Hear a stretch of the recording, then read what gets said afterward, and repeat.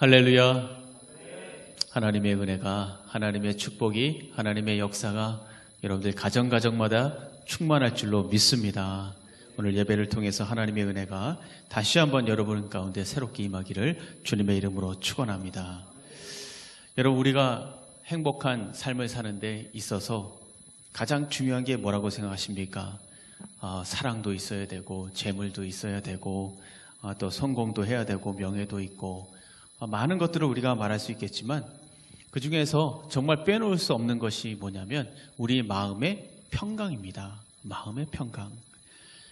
그 어떤 행복의 조건보다도 이 평강이라는 거 정말 중요하죠. 여러분, 요즘에 학교 안 가는 것이 아이들 평생의 소원이었잖아요. 그런데 요즘에 아이들이 꿈이 이루어졌습니다. 그래서 학교를 안 가잖아요. 꿈이 이루어졌어요. 근데 막상 학교를 안 가니까 처음에는 조금 좋았지만 지금 아이들이요, 학교 가고 싶다고 난리가 났다는 말들을 제가 들었습니다. 학교는 안 가는데 마음이 불편한 거죠. 마음이 평강이 없는 거예요. 평강이. 차라리 학교 가는 것이 낫다라는 말은 차라리 마음 편한 게 낫다, 이 말이 아니겠습니까? 그만큼 우리가 이 마음이라는 게 참 중요합니다. 그래서 내 마음을 평강하게 유지하는 것은 어떤 행복보다 중요합니다. 그래서 이 평강은 우리가 가진 모든 것을 의미 있게 만들고요, 또 값 있게 만들고, 또 우리에게 가치 있게 만들죠. 그래서 마음의 평강이 없다면 어떤 재물도, 어떤 명예도, 또 어떤 부귀도 이 행복을 만들어낼 수가 없습니다. 하지만 가진 것이 없더라도 내 마음에 평강이 넘치면 아주 작은 것으로라도 행복을 만들 수 있어요. 그래서 어디를 가나 누구를 만나나 어떤 상황이 있거나 또 환경 속에 처하더라도 작은 하나님의 은혜 그리고 평강이 내 안에 있으면 행복을 만들 수 있다는 것이죠. 그래서 내 마음이 평강하도록 만든다는 것, 이것은 우리의 행복한 삶을 만드는 뼈대와도 같습니다. 여러분, 우리를 괴롭히는 질병도 대부분 마음에서 시작한다고 그러죠. 하버드 의과대학의 벤슨 교수는 이렇게 얘기했습니다. 질병의 60에서 90%는 육체적인 문제가 아니라 마음의 문제다. 그래서 신경성이라는 거죠. 그래서 그 원인은 삶의 스트레스에서 오는 그런 현상이다. 그러니까 이 불안한 마음이 질병의 주범이라는 거죠. 또 이 불안한 상태에서 1년 한 3개월 정도 노출되어 있으면 92%가 심장병에 걸린답니다. 그래서 불안한 마음, 두려운 마음, 괴로운 마음, 이런 어둡고 부정적인 감정들이 우리 육체의 독소가 된다는 것을 우리가 알 수가 있어요. 우울증도 마찬가지입니다. 우울증의 원인으로 흔히 세 가지를 말하지 않습니까? 신체적인 이유, 또 정신적인 이유, 영적인 이유, 이렇게 세 가지를 얘기하는데 다 합해서 근본적인 이유 하나를 대라면 뭐냐면 상실감에서 오는 두려움, 거절감에서 오는 두려움, 경제적인 두려움, 실패에서 오는 두려움. 무슨 말입니까? 마음의 평강이 깨진 거예요. 평강이. 마음이 평안이 없는 거죠. 그래서 평강이 깨지면 우울감이 밀려오는. 오늘 본문에도 보면 불안과 두려움으로 가득한 사람들이 나오고 있습니다. 예수님의 제자들이죠. 그래서 이들의 마음속에는 이미 평강이 깨졌어요. 이 제자들은 겟세마네 동산에서 예수님께서 체포당하실 때 다 흩어졌습니다. 다 도망갔어요. 그리고 이 제자들은 사람들을 선동하는 예수의 추종자다, 이런 혐의를 받고 있었기 때문에 이 도망 다니고 있었죠. 그래서 은밀한 곳에 숨어 있었습니다. 언제 어디서 이 로마 군병들이 와서 잡아갈지 모르는 그런 두려운 상황 속에 있었습니다. 그래서 19절 말씀을 보시면 문을 다 닫고 있었다라고 지금 이야기하고 있지 않습니까? 이곳에는 실패와 허무와 절망과 낙담이 가득했죠. 앞으로 이제 어떻게 살아야 될지, 무엇을 해야 될지, 잡혀가서 죽는 건 아닌지 앞날이 막막하고 두려웠습니다. 아무것도 할 수가 없었어요. 예수님과 함께 있을 때 그 자신만만했던 모습, 그 희망에 찬 그 모습, 온데간데 없고 불안과 죽음의 공포 속에 벌벌 떨고 있었습니다. 이게 지금 제자들의 모습이죠. 오늘 우리에게도 평강이 필요합니다. 늘 우리가 바쁘게 정신없이 살아가고 있어도, 또 굉장한 일을 해내고 승진을 하고 수입이 늘어나고 있어도, 즐겁고 신나게 그리고 화려하게 살아가고 있어도, 뭔가 열심히 도전하면서 성취하고 극복하고 있어도, 또 꿈을 이루면서 살아가고 있어도 우리 안에 여전히 갈망으로 남아있는 게 뭡니까? 평강입니다. 평강. 평강.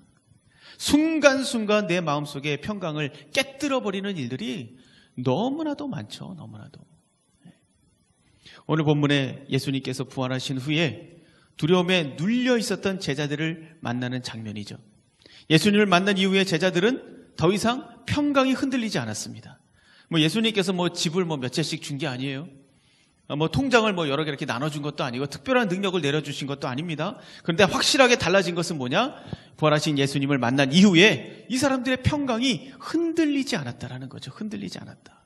그리고 그 가운데 놀라운 복음의 역사를 만들어가는 것을 우리가 볼 수가 있어요. 그래서 부활하신 예수님께서 그들에게 도대체 뭘 주셨길래 평강이 흔들리지 않았는가? 오늘 본문을 함께 묵상할 때 여러분에게 주님의 평강이 임하시기를 바랍니다. 또 여러분을 통해서 또 은천교회를 통해서 평강이 흘러가기를 바랍니다. 첫 번째, 하나님께서 우리 주님께서 주신 게 뭐냐? 하나님의 위대한 사랑을 보게 하셨어요. 사랑을 보게 하셨다는 거죠. 예수님께서 제자들에게 나타나셔서 평강이 있을지어다 라고 말씀하십니다. 19절 말씀을 한번 보세요. 이날 곧 안식 후 첫날 저녁 때 제자들이 유대인들을 두려워하여 모인 곳의 문들을 닫았더니 예수께서 오사 가운데 서서 이르시되 너희에게 평강이 있을지어다. 평강이 있을지어다. 제자들은 처음에 예수님을 눈으로 보면서도 믿지 못했습니다. 당황스러웠고 무서웠고 어안이 벙벙했죠. 그래서 이 주님은 바로 그들에게 뭘 보여주시냐면 자신의 손과 옆구리를 보여주십니다. 상처를 보여주신 거죠. 그 상처를 보고 난 후에야 예수님이라는 것을 알고 그때서야 이제 제자들이 기뻐하는 거예요. 20절 말씀 보세요. 이 말씀을 하시고 손과 옆구리를 보이시니 제자들이 주를 보고 기뻐하더라. 그런데 여러분, 왜 예수님께서 상처를 보여주셨을까요? 물론 내가 십자가에서 죽은 바로 그 예수 그리스도야, 바로 나야 라는 것을 보여주시기 위해서, 확인시켜 주시기 위해서 보여주신 거죠. 그런데 우리가 한 가지 더 좀 분명하게 알아야 될 것은 뭐냐면 이 상처는 예수님이 죽었다가 살아났다는 것을 확실하게 보여주는 증거입니다. 예수님께서는요, 분명히 죽었습니다. 그리고 무지막지한 고통 속에서 사망했습니다. 무덤에 묻혔습니다. 더 이상 소망도 없고 기대할 것도 없고 가능성이라고는 단 한 가지도 찾아볼 수 없는 그 절망 자체였어요. 그러나 그들에게 부활하신 예수님이 찾아오셨습니다. 사망을 이기시고 절망을 물리치고 고난과 고통을 이겨내고 부활하셔서 예수님, 이 제자들 앞에 나타났어요. 그리고 제자들에게 말씀합니다. 평강이 있을지어다. 예수님은 죽음의 고통을 감당하셨습니다. 또 두려움의 한계를 당하셨죠. 또 무자비한 고난을 당하셨습니다. 제자들 그거 다 봤습니다. 그래서 절망할 수밖에 없었어요. 희망을 찾을 생각조차 할 수 없었습니다. 그런데 바로 그때 그분이 부활하신 거죠. 비참한 모습으로 죽었지만 영화로운 모습으로 돌아오신 거예요. 그런데 여러분, 이 상처가 제자들에게 더 강력하게 말씀하시는 게 있습니다. 뭐냐면 이제 너희들도 죽음으로 끝나지 않는다는 거예요. 절망과 두려움으로 끝나지 않는다는 겁니다. 자, 봐라. 내 상처를 봐라. 내가 살아났어. 너희에게도 이제 생명이 있고 너희에게 이제 소망이 있고 부활이 있고 회복이 있고 치유가 있을 것이다. 이것을 지금 말씀하고 있는 거죠. 그리고 또 상처가 말하는 또 한 가지는 뭡니까? 내가 너희를 얼마나 사랑하는지 이제 알겠니? 내 상처를 좀 봐. 너를 위해서 내가 감당했어. 내가 얼마나 너를 사랑하는지 알겠어? 내가 죽기까지 너를 사랑한다. 세상 끝날까지 너와 함께 할 거야. 죽음보다 강력한 사랑으로 너를 지킬 거야. 두려워하지 마. 걱정하지 마. 내 상처를 좀 봐라. 나에게 부활의 능력이 있어. 생명의 능력이 있어. 사랑의 능력이 있어. 걱정하지 마. 상처가 말하는 것이 바로 이거죠. 그래서 이 예수님의 상처를 보고 제자들이 기뻐하지 않을 수가 없는 거예요. 기뻐하지 마세요. 실패가 성공이 되고 고난이 축복이 되고 죽음이 생명이 되는 것을 눈으로 봤습니다. 그게 바로 상처죠. 그리고 예수님이 말씀하십니다. 평강이 있을지어다. 내가 승리했어. 내가 해결했어. 내가 감당했어. 그러니 너는 이제 평안해도 돼. 너는 두려워하지 않아도 돼. 이것이 예수님의 상처가 말하는 거예요. 예수님은 오늘 우리에게도 말씀하십니다. 평강이 있을지어다. 사업에 실패하고 결혼에 실패하고 인생에 실패하신 분이 있습니까? 여러분 걱정하지 마십시오. 결코 죽지 않습니다. 끝나지 않습니다. 여러분 빚 때문에, 융자 때문에, 집 문제 때문에 당장 먹을 것이 없어서 낙심하는 분이 있습니까? 걱정하지 마십시오. 결코 죽지 않습니다. 끝나지 않습니다. 자녀의 문제, 직장의 문제, 미래의 문제 고통하고 계십니까? 결코 죽지 않습니다. 끝나지 않아요. 사랑하는 성도 여러분, 우리가 왜 근심해야 됩니까? 왜 걱정해야 됩니까? 예수님께서는 우리에게 상처를 보여주셨어요. 상처를 내가 다 해결했어. 내가 이겨냈어. 내가 승리했어. 상처를 보여주셨단 말이죠. 그냥 무조건 평강해라, 무조건 안심해라 이렇게 말씀하시는 게 아니에요. 죽음을 이기고 악한 권세를 이기고 고난과 고통과 절망과 낙담을 이기셨습니다. 그리고 그 증거로 상처를 보여주신 거예요. 그러니 너는 이제 평안해도 돼. 넌 두려워하지 않아도 돼. 내가 이겼어. 내가 승리했어. 내가 해결했어. 나의 승리가 너의 것이 되고 나의 해결이 너의 것이 된다. 이것을 지금 상처가 말해주는 것이 아니겠습니까? 여러분, 우리의 참 평강은 어디에 있습니까? 우리의 평강은요, 소유에 있지 않습니다. 얼마나 많이 가졌냐, 얼마나 많이 차지했냐, 이게 아니에요.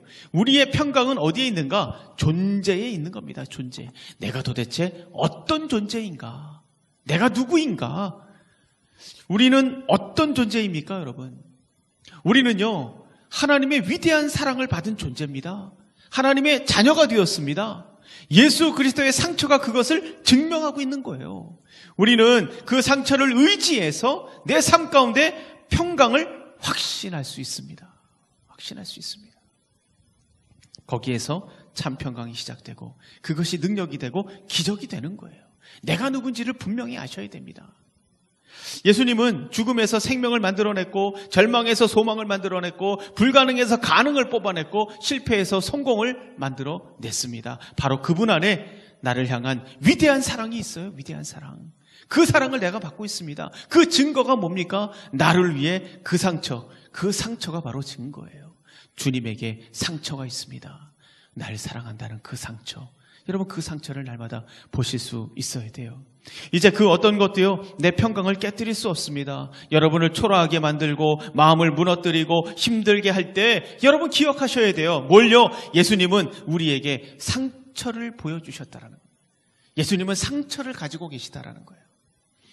예수님은 오늘 두려움에 떨고 있던 이 제자들 가운데 서신 것처럼 여러분의 삶 가운데 서 계세요.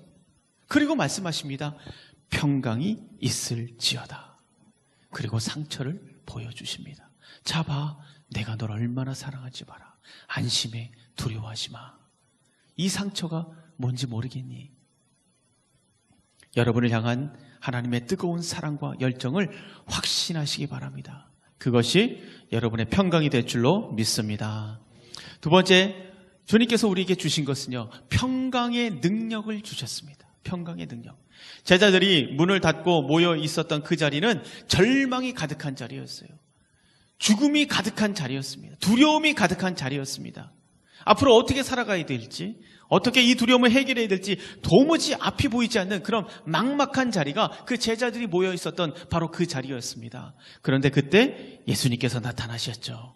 거기에는 절망과 두려움이 가득했지만 예수님은 함께 절망하거나 또 함께 낙담하거나 두려워하지 않았습니다. 더 놀라운 것은 뭐냐? 예수님이 그 절망과 두려움의 한복판에서 평강을 선포하셨다는 거예요. 평강을 선포했다. 평강이 있을지어다. 예수님께서 평강을 선포할 때 절망이 물러가고 두려움이 물러가고 소망이 다시 찾아오고 제자들의 마음이 다시 살아나기 시작했다라는 거죠. 새 힘이 솟아났습니다. 기쁨과 감사가 회복되었습니다. 여러분 시편의 많은 기자들도 내 영혼아 기뻐하라, 내 영혼아 송축하라, 내 영혼아 찬양하라, 자신의 영혼을 향해서 선포하는 것을 볼 수 있습니다.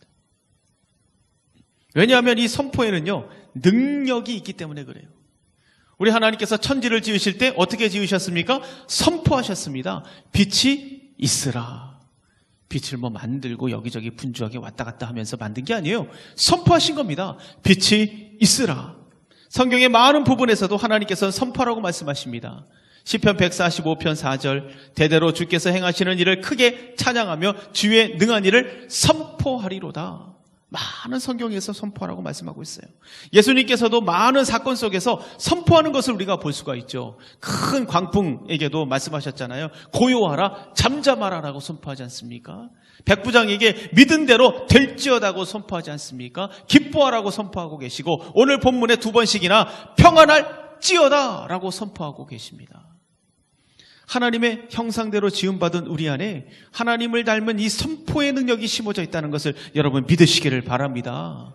이 선포는 말로 하게 되죠. 말에는 힘이 있다는 얘기 여러분 많이 들었잖아요. 이스라엘 사람들은 그 말 한마디 잘못해가지고 가나안 땅에 들어가지도 못하고 광야에서 그냥 생을 다 마감했습니다. 하나님은 우리가 하는 말을 건성건성 듣지 않으십니다. 왜냐하면 말에는 그 사람이 가지고 있는 생각과 믿음이 들어가 있기 때문에 그래요. 그 사람 내면에 쌓여있는 믿음이 말로 나오기 때문에 그렇습니다. 그래서 그 사람의 말을 들어보면 어떤 생각을 가지고 있는지, 어떤 신앙을 가지고 있는지 이거 다 알 수가 있어요. 금방 알 수 있죠. 부정적인 생각과 절망과 무시로 가득한 사람은 소망의 말 못합니다. 전혀 믿지 못하겠지만 소망의 말 못해요. 상대방에게 축복의 말 못합니다. 자녀들에게 긍정적인 말 못합니다. 그러나 소망으로 가득 채워진 사람, 미래적 축복에 대한 어떤 그런 믿음으로 가득한 사람, 이런 사람들은 소망의 말을 할 수 있습니다. 축복의 말을 할 수 있습니다. 믿음을 가지고 하는 거죠. 그리고 그 믿음대로 인생이 만들어지어 가는 거예요. 왜냐하면 우리는 우리가 가진 믿음을 따라 생각하고 행동하고 결정하고 선택하기 때문에 그렇습니다. 우리 믿음을 따라 선택하고 결정하고 행동하는 거죠. 그래서 믿음이 잘못되어 있으면 잘못된 행동, 잘못된 결정 이게 나올 수밖에 없어요. 그러면 그 인생이 어그러지는 겁니다. 우리가 축복의 말, 소망의 말, 하나님의 약속을 가지고 믿음으로 선포할 때 벌써 이 역사는 시작이 되는 거예요. 말과 우리의 믿음이 하나가 되면서 시너지가 나는 거죠. 더 믿음이 커지고 힘이 생기고 기운이 나고 그리고 거기에 하나님의 은혜가 임할 때 역사가 일어나는 것입니다. 여러분 베드로전서 2장 9절에도 보면요. 너희는 택한 족속이요 왕같은 제사장들이요 거룩한 나라요 그의 소유가 된 백성이니 이는 너희를 어두운 데서 불러내어 그의 기이한 빛에 들어가게 하신 이의 아름다운 덕을 선포하게 하려 하심이라 라고 말하고 있습니다. 선포하게 하려 하심이라. 하나님께서 하나님의 자녀를 부르시고 어떤 사명을 주셨는가? 선포의 사명을 주셨다는 거예요. 선포의 사명. 우리의 사명이 선포다라고 말씀하고 있어요. 왜 선포하게 하실까요? 우리에게 선포의 능력이 있기 때문에 선포하게 하시라는 거죠. 능력을 사용하라는 겁니다. 그래서 마가복음 11장 23절 내가 진실로 너에게 이르노니 누구든지 이 산더러 들려 바다에 던져지라 하며 그 말하는 것이 이루어질 줄을 믿고 마음에 의심하지 아니하면 그대로 되리라. 여러분 내가 믿음을 가지고 선포하면 그대로 될 것이다 라고 약속하시고 있습니다.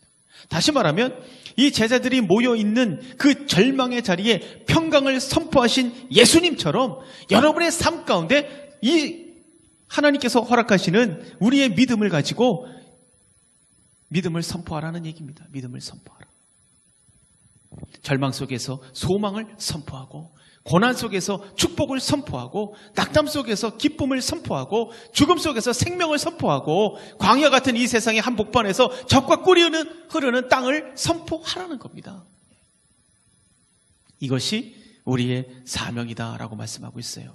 상황을 보고 환경을 보면서 해도 되고 안 해도 되는 게 아닙니다. 이것은 선포입니다. 이것은 명령이고 이것은 우리의 사명이자 우리의 선물이라는 것을 말씀해 주시고 있습니다. 특별히 여러분 마음 가운데 평강이 깨져 있다면 그 깨진 평강 속에 다시 한번 예수의 이름으로 평강을 선포하시기 바랍니다. 우리의 평강을 끄트리고 우리를 두렵게 만들고 염려와 근심으로 이 금심하고 또 힘들게 만드는 이 모든 것들 대부분 아직 일어나지 않은 것들이 대부분이죠. 한마디로 느낌일 때가 많습니다. 우리의 추측과 예상과 감정일 때가 많아요. 한마디로 진리가 아니라는 거죠. 진리가 아닌데도 불구하고 우리는 미리미리 두려워하고 흔들리고 걱정하고 그 느낌 때문에 주저주저하고 망설이고 인생을 낭비할 때가 많습니다. 여러분, 느낌은 느낌일 뿐이죠. 진리 아닙니다. 속지 마세요. 느낌을 자꾸 묵상하고 바라보면 그것이 어느새 감정이 됩니다. 감정. 또 그 감정을 묵상하고 바라보면 그것이 어느 사이 사실처럼 보이게 됩니다. 사실처럼. 그래서 실수하게 되는 거죠. 그런 것은 착각입니다. 진리는 예수 그리스도밖에 없습니다. 야고보서 4장 7절, 내 원수 마귀를 대적하라. 그리하면 너희를 피하리라 라고 말씀하고 있어요. 여러분, 느낌 앞에 대적하세요. 아, 이건 느낌이지, 이건 감정이지, 이건 진짜가 아니지 라고 대적하세요. 그리고 선포하십시오. 평강이 있을지어다. 내 영혼아 평강할지어다. 이렇게 선포하는 거예요. 선포의 능력으로 당당하게 평강을 선포할 때 어둠이 물러가고 원수막이 물러가고 부정적인 감정들, 왜곡된 생각들 다 물러갈 줄로 믿습니다. 하나님께서 우리에게 가르쳐 주신 방법이죠. 환경에 속지 마세요. 상황에 속지 마세요. 얄팍한 말에 속지 마세요. 밀려오는 감정 속에 속지 마세요. 여러분을 향한 진리를 보셔야 됩니다. 우리를 향한 하나님의 진리는 재앙이 아니라 평안이다. 재앙이 아니라 미래와 희망이다 라고 예레미야 29장에서 말씀하고 있지 않습니까? 여러분, 예수님의 십자가 재앙이었습니까? 재앙이 아닙니다. 겉으로 보기에는 죽음이고 저주고 실패고 수치였지만 그 십자가는 부활이었고 승리였고 또 축복이었고 긍휼이고 평강이었습니다. 눈에 보이는 것으로 절망을 선포하는 어리석은 인생이 아니라 진리를 바라보고 평강을 선포하는 저와 여러분이 되시기를 주님의 이름으로 축원합니다. 마지막으로 세 번째는요, 주님께서 우리에게 주신 거, 내가 있는 그 자리를 주셨단 말이죠. 내가 있는 그 자리는 주님이 보내신 자리입니다. 정체성을 갖지 못하고 자신의 목적을 알지 못하는 사람은요, 자신의 가치를 정확하게 모르기 때문에 모든 일에 있어서 마음 깊이 평강을 누리기가 쉽지 않습니다. 그러니까 열심히 살기는 하지만 주변 상황에 그냥 반응하면서 살아갈 뿐 그 이상도 그 이하도 의미를 찾지 못하는 거예요. 또 힘든 일이 생기면 극복할 이유도 없는 거죠. 뭐 이겨낼 의미도 없는 거고 쉽게 절망하고 혼란을 겪게 됩니다. 그 대표적인 사람이 성경의 모세죠. 모세는 자신이 이스라엘 사람이라는 그 정체성을 가지고 살았어요. 그래서 살인까지 하지 않습니까? 그러나 이스라엘 사람도 이집트 사람도 그를 환영하지 않았습니다. 그러니까 모세의 인생이 하루아침에 무너져 버렸어요. 깊은 절망과 두려움을 안고 광야로 도망칩니다. 그러나 거기에서도 이 모세는 자신이 양측인지 왕자인지 이스라엘 사람인지 이집트 사람인지 여전히 자신이 누구인지 뭘 해야 되는지 알지 못했습니다. 물론 결혼도 했습니다. 자녀도 낳았습니다. 주어지는 대로 열심히 살았지만 그 이상의 의미를 찾지 못했습니다. 마음에 평강은 없고 혼란스럽고 무기력했어요. 자기의 정체성을 모르니까. 그러나 이 모세가요, 하나님을 만나고 비로소 자신이 누구인지 깨닫게 됩니다. 그리고 자신이 해야 될 일이 무언지를 분명하게 보게 돼요. 그 이후에 모세가 40년 동안 80년 동안 파란만장한 세월을 보내지 않습니까? 죽음의 고비를 수도 없이 넘겼고 조롱과 무시와 육체적인 고통과 굶주림 수없이 많은 고생을 견뎌냈습니다. 그리고 결국에는 이스라엘 민족을 가나안 땅에 들어가게 만듭니다.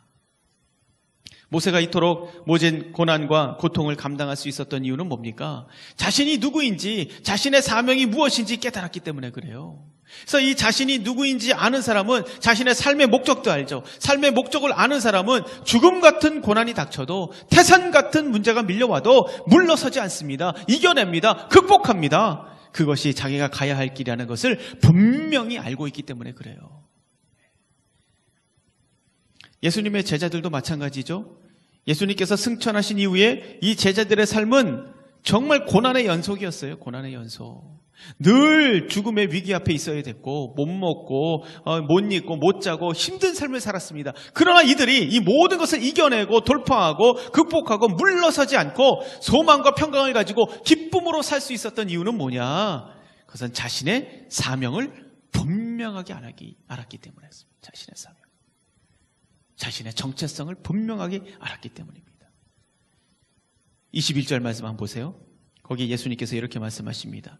예수께서 또 이르시되 너희에게 평강이 있을지어다. 아버지께서 나를 보내신 것 같이 나도 너희를 보내노라. 이 한마디 때문이야. 이 한마디 때문에. 이 한마디 때문에 제자들이 목숨을 건 거예요. 자기를 안 거예요. 자기의 사명을 깨달은 겁니다. 내가 너희를 보낸다는 이 한마디. 그들에게 이것이 힘이 되었고 능력이 되었고 평강이 되었습니다. 여러분, 우리는 누굽니까? 우리도 예수님으로부터 보냄을 받은 사람들입니다. 우리도. 다시 말하면 우리에게도 사명이 있다는 거예요. 이걸 분명히 알아야 됩니다. 사도행전 2장 32절에서 33절을 보면 이렇게 말씀하세요. 이 예수를 하나님이 살리신지라 우리가 다 이 일의 증인이로다. 하나님이 오른손으로 예수를 높이심에 그가 약속하신 성령을 아버지께 받아서 너희가 보고 듣는 이것을 부어주셨느니라. 우리가 다 이 일의 증인이다 라고 말씀하고 있어요. 우리가 모두 증인이다. 부름을 받았다. 보냄을 받았다. 이 말씀을 지금 하고 있는 거예요. 지금 여러분이 있는 그 자리, 눈물이 있고 아픔이 있고 고난이 있고 힘겹고 버거운 그 자리는 여러분 운이 없어서 거기 있는 게 아닙니다. 누구 때문에 거기에 억지로 있는 게 아니에요. 실수해서 어리석어서 모자라서 못나서 그 자리에 있는 게 아니라는 것이죠. 그 자리는 어떤 자리입니까? 그 자리는 주님께서 보내신 자리인 줄로 믿습니다. 그 자리는 평강을 선포하라고 보낸 자리예요. 하나님 나라를 선포하라고 보낸 자리입니다. 그 자리를 차지하고 있는 이 어둠의 세력들을 물리치고 거기에서 너가 희망을 선포하라. 이것을 하라고 보낸 자리예요. 그 자리를 절망과 낙담과 게으름으로 만들어버린 이 악한 마귀를 향해서 대적하라 라고 하나님께서 보내신 자리가 바로 여러분의 그 자리입니다. 사명의 자리예요. 사명의 자리. 아유, 어쩌다가 운이 없어서 그 자리에 있는 거지 뭐, 모자라서 부족해서 거기 있는 거지 뭐. 여러분, 그렇게 생각하니까 내가 실패한 인생처럼 생각되고 초라한 인생처럼 생각되고 별 볼 일 없는 것처럼 생각됩니다. 그러나 아닙니다. 그 자리는 우리 주님께서 보내신 자리예요. 사명의 자리입니다. 하나님이 보내신 자리예요. 그곳에 평강을 선포해라. 선포해라. 이 사명이 우리에게 있는 겁니다.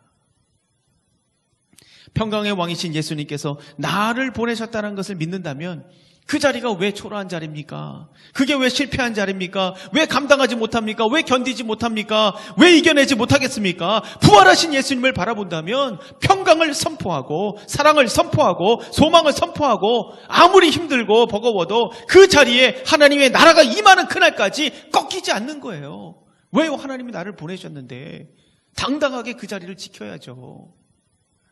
죽음도 생명으로 바꾸시는 주님이 자기를 보냈다라는 것을 알기 때문에 견딜 수 있는 거 아니겠습니까?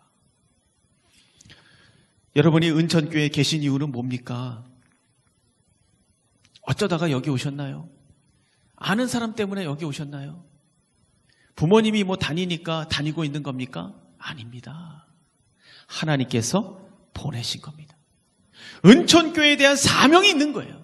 이 오남 지역에 대한 사명이 있는 겁니다. 이 지역의 많은 영혼들에 대한 사명이 우리에게 있기 때문에 하나님께서 골라서 여기에 보내신 줄로 믿습니다. 이런 사명감이 있어야죠. 사명감이. 물론 우리가 살다 보면 경우에 따라서 교회를 옮길 수도 있습니다. 그러나 여러분, 교회 옮기는 거 쉽게 생각하지 마세요. 이 교회에 대한 사명을 가지고 있다면 쉽게 생각할 수 없는 겁니다. 감정을 따라, 기분 따라, 유익을 따라, 이득을 따라 왔다 갔다 한다? 사명이 없는 겁니다. 우리는 사명을 따라가야 돼요. 사명을 따라갈 때 거기에 역사가 일어나는 겁니다. 우리에게 주시는 사명이 여러분 얼마나 중요합니까? 오늘 23절을 보세요. 너희가 누구의 죄든지 사하면 사여질 것이요 누구의 죄든지 그대로 두면 그대로 있으리라 하시니라. 이렇게 우리의 사명이 위대하다는 것을 말씀하시는 거예요. 그러나 착각하지 마십시오. 이 말씀은 제자들에게 죄를 사하는 능력을 내가 줬다는 얘기가 아닙니다. 이 말씀은 문맥을 쭉 살펴보면 무슨 말이냐면 복음 증거의 사명이 얼마나 중요한가를 말씀하시는 거예요. 우리가 사명을 감당하지 않으면 많은 영혼들이 살아날 수 있는 그 기회를 갖지 못한다라는 것을 말씀하시는 거예요. 우리가 사명을 감당하지 않으면 내 가정 안에, 내 기업 안에, 내 공동체 안에 죽을 기회를 만들고 있다라는 거죠. 죽을 기회를. 죽을 기회를 많이 만들어내는 것, 그것이 우리의 책임이다 라는 것을 말씀하시는 겁니다. 아이고 목사님, 우리가 그거 죽고 사는 기회들을 우리가 만듭니까? 그걸 어떻게 합니까? 할 수 있습니다. 왜요? 22절 성령을 받으라 라고 말씀하고 있어요. 성령을 받으라. 무슨 말입니까? 성령을 약속하고 계신 거예요. 성령을 약속하고. 제자들에게 약속대로 성령이 임하셨을 때 이 제자들이 그때부터 사명을 감당하기 시작합니다. 성령이 오지 않았을 때는 그 마가의 다락방에서 기도하고 있었잖아요. 움직이지 않았습니다. 그러나 성령이 임하셨을 때 놀라운 하나님의 역사가 시작됩니다. 성령께서 하시는 거죠. 성령께서. 우리는 기도하면서 성령께 나를 맡기면 하나님께서 역사해 주실 줄로 믿습니다. 사랑하는 성도 여러분, 여러분이 감당하고 있는 그 자리, 여러분이 감당하고 있는 그 사람, 또 그 상황, 그 사건 두려워하지 마세요. 그 문제 두려워하지 마세요. 부활하신 예수님을 목격한 제자들은 더 이상 두려움에 잡혀 살지 않았습니다. 죽음 앞에서도 오히려 당당하고 기쁘고 에너지가 넘쳤어요. 왜냐하면 주님이 보내셨다는 확신이 있었기 때문에 그렇습니다. 주님이 보내셨다는. 자신의 자리도 사명도 미래도 확실했기 때문이에요.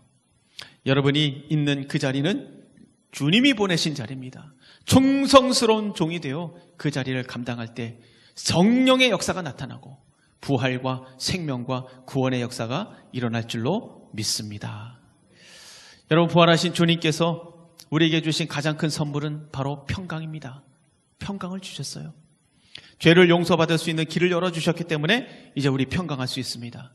하나님의 위대한 사랑을 알게 하셨기 때문에 평강할 수 있습니다. 고난의 자리를 기쁨의 자리로 바꿔주실 것을 약속하셨기 때문에 우리가 평강할 수 있습니다. 성령을 보내주셨기 때문에 우리가 평강할 수 있습니다. 그래서 우리는 이제 평강할 수 있어요. 그러나 여기서 끝나면 안 됩니다. 우리 주님께서 나를 평강의 선교사로 세우셨다는 것을 여러분 믿으시기를 바랍니다. 우리가 이것을 기억해야 돼요. 내 안에 평강을 주시고 나를 평강의 선교사로 세우셨다는 거. 이걸 기억하셔야 됩니다. 내가 가는 곳마다 다 선교지죠. 그곳에서 우리가 선포해야 되는 거예요. 부활하신 예수님을 믿으면 죄가 용서된다. 이거 선포해야죠. 예수의 이름으로 소망을 선포하고 기쁨을 선포하고 승리를 선포하고 평강을 선포해야 됩니다. 이것이 우리의 사명인 거예요. 이것이 우리의 특권인 겁니다. 우리의 능력인 거죠. 부활하신 예수 그리스도의 상처를 바라보시면서 여러분의 인생 앞에, 미래 앞에, 또 문제와 고난 앞에 평강을 선포하시기를 바랍니다. 그리고 평강의 사명을 가지고 죽음과 아픔과 고통을 평강으로 만들어가는 그런 평강의 삶을 사시기를 주님의 이름으로 축원합니다.